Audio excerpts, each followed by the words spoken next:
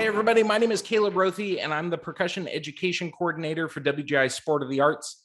And in this video series that we're calling Rebound, Getting Back into the Groove, I'm going to be talking with two great educators in the activity, great ensemble directors in the activity. And we'll be talking about what they're doing to rebound and get back into the groove this season with their ensembles, get them back on the floor into in-person WGI events and local circuit events and things like that. So without further ado, I want to introduce our two guests for this ongoing series. We have Tony Lyman and Eric Schreiber, who are both joining us for all of this. And I'm going to turn it over to them and let them kind of introduce themselves. And we'll get to know them and their ensembles and a little bit of what they did last year to try to make it through this crazy pandemic experience that we've all had as indoor percussion fanatics and enthusiasts and educators and those that are trying to give great experience to young people. So Tony, we'll start with you. Would you mind introducing yourself and telling us a bit about your background? Okay. First of all, thanks, Caleb, for doing this. Thanks for having me. I know that a lot of people think they're in this alone, but you're not. My name is Tony Lyman. I'm here in Petal, Mississippi, where I have been with Petal High School. This is my 23rd year with Petal. As far as my background, I graduated from the University of Southern Mississippi. I did drum corps in the early 90s, 91 through 93 at Star of Indiana, where I was in the front ensemble. And I actually, right after that, I went on the road and toured for a while and decided after 8 years that I wanted to get back into the pageantry things. And that was right around the time where WGI percussion was really coming onto the scene as a dominant force. I was really intrigued by it, and I started an independent open group called Eminence back in 2003, 2004, 2005. And it was basically out of us not being able to do a group or having the resources to do it at Petal. And, after a while of doing that independent group, I became a band director full time and realized that I couldn't do an independent group and be a band director. And Petal High School Indoor Percussion was born. And here we are today. That's awesome. And it's so great to have you here with us for this project. I appreciate you taking out some time to do that. Hey, Eric, would you mind introducing yourself to everybody and telling us a little bit about your background? Yeah, absolutely. And thanks as well for allowing us to do this. This is it's a cool opportunity to hear from us, but I've been so interested in hearing what other groups are doing, especially this year. I think it's a cool resource. A little bit about myself. I am from Southern California, from Rancho Cucamonga, California. And I have worked at a lot of different high schools locally. Currently, I'm the percussion director at Sunny Hills High School, West High School, and South Torrance High School. And obviously, I work with Gold Indoor Percussion as well as the percussion director. A little bit about my background is I was originally going to be a math major in college, and then I kind of fell in love with the activity more and more. And I transitioned into educating a little bit more. And what used to be a part-time job turned into my career. So I do this full time now. I teach 3 or 4 ensembles, a drum corps. I worked with pulse percussion for a really long time.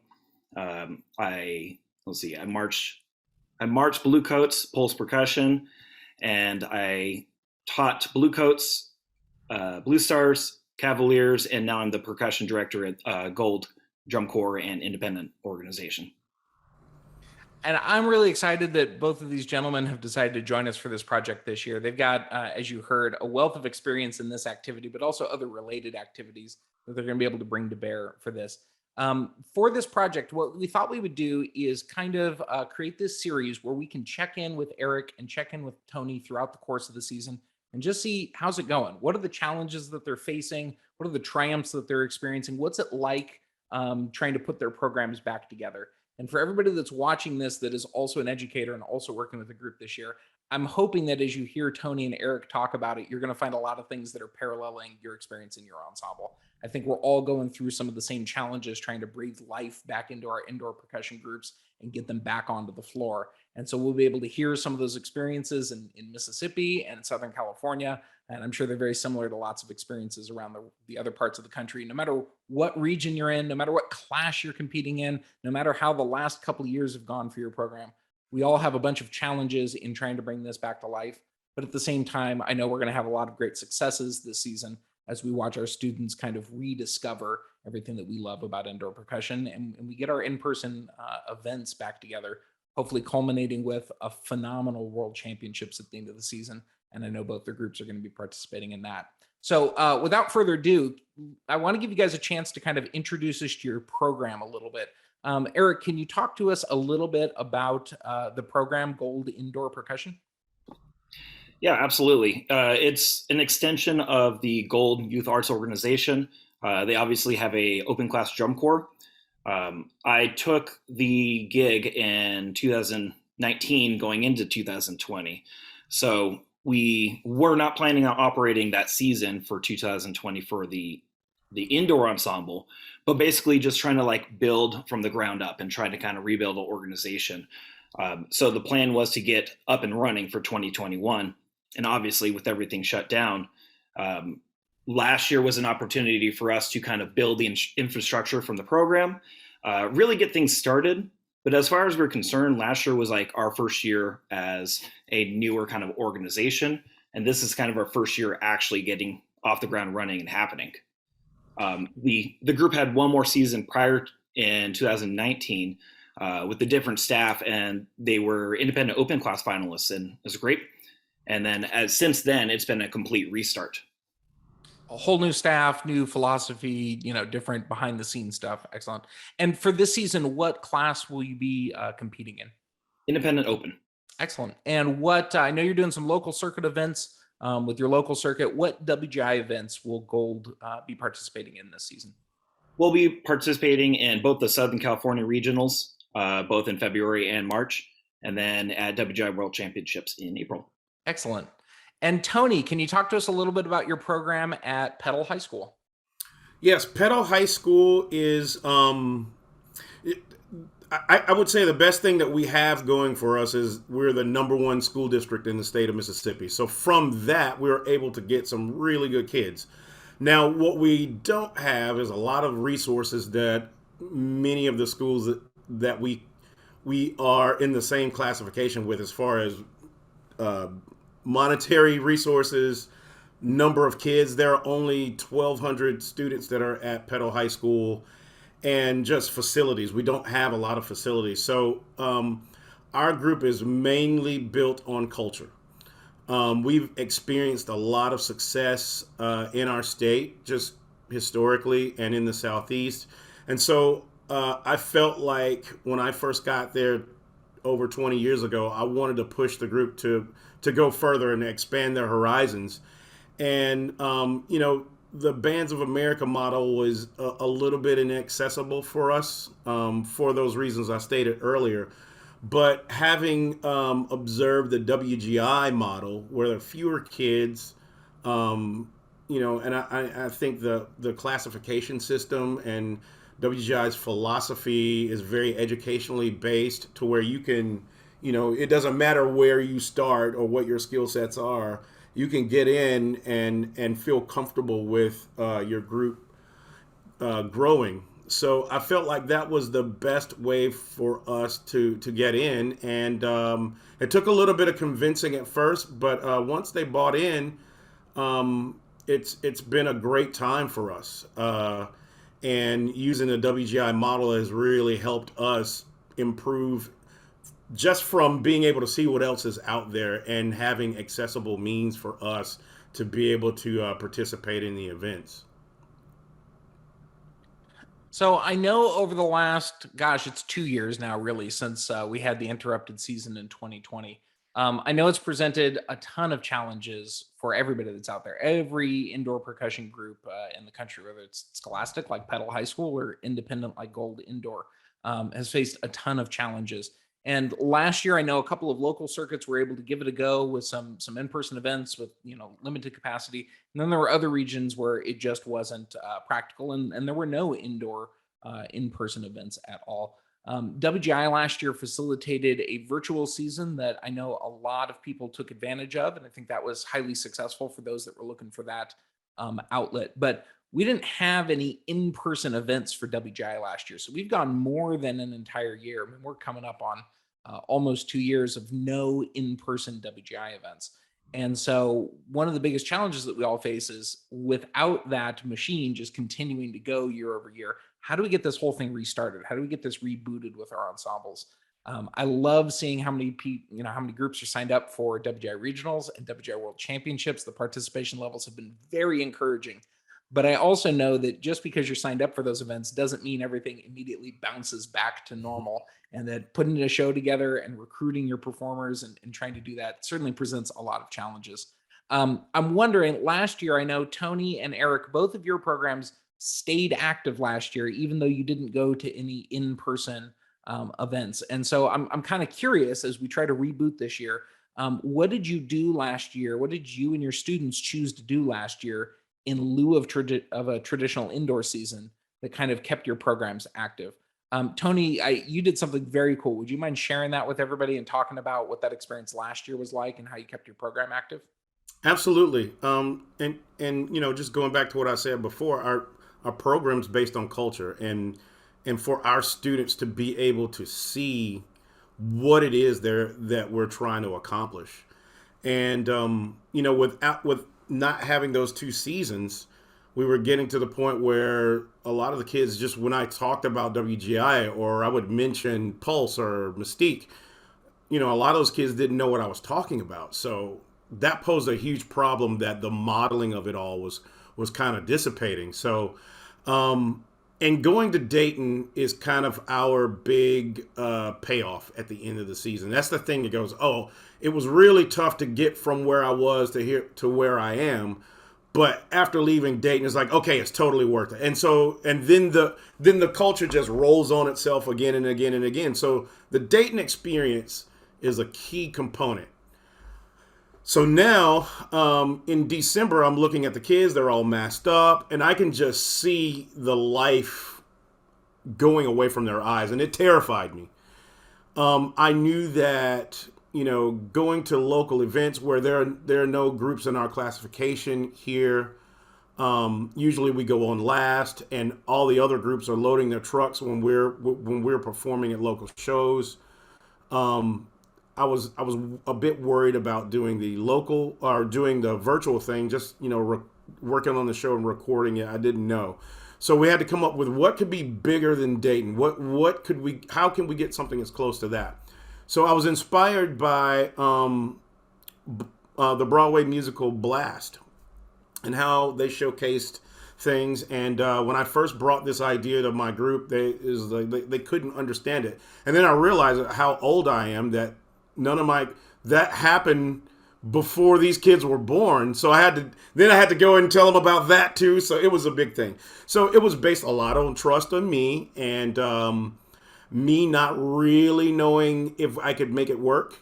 But as they started to see the pieces of it come together, and doing, we went from a 7-minute show to a 30-minute show. We had less rehearsal time. And it was all in a theater. So there were a lot of challenges of us putting it together. But once it came together, we wound up doing the performances for our community. We originally booked 4 performances. We had to add another one because it was sold out each night. And the show was basically about our experience going through the pandemic, and it was a multimedia thing where we had video, we had intelligent lighting, we had backing track. I think we had something like 17 monitor mixes on the stage. I didn't know how to do any of. I didn't know if any of this could work. We were just rolling through like, hey, this is gonna work. It's gonna be great. And I was like, oh, I don't know if this is gonna work. Literally, I remember plugging, like the day we opened, plugging in the last chord that was going to make everything work. And I was like, okay, it's going to work hours before we opened. So it wound up being I saw pastors and grandmas and little sisters leaving the theater in tears because, they got to see life again. And out of it, we had some celebrities that reached out. Kelly Clarkson actually did the intro video to our show. Lymon Miranda wound up writing a note to the group that I read before we went out. But it was a great thing to kind of get us through. We did it for all of the middle schools. It helped our recruiting for the fall because they saw that. So I am so thankful that we took a chance on it and that they took a chance on me presenting that idea to them. So it was great. I just love hearing about that because certainly the pandemic has robbed us of so many things and robbed us of the season and, like the World Championships experience that you were talking about. So I love hearing stories about the good that we were able to still pull out of this, the inventiveness that a lot of our programs did in order to stay active and in order to keep students making music and performing and communicating and sharing their hard work with other people. So Tony, thank you so much for doing that with your students last year. And thank you for sharing that with all of us tonight. That sounds amazing. Absolutely. And Eric, I know last year for Gold, that was technically your first season, your first design and instructional staff with them. And then there were no in-person events in your region. But I know Gold came up with something super cool that I was really impressed when I saw the final product. So would you mind sharing with us what you did and how that kind of came together last season? Yeah, absolutely. Really, it started from we were trying to get the program up and running, and we didn't want to wait for another year for the dust to settle. And we just kind of saw how things were going, and we know we wanted to provide something for members to participate in. And we started hearing from other groups that a lot of groups weren't going to be doing anything this year or last year.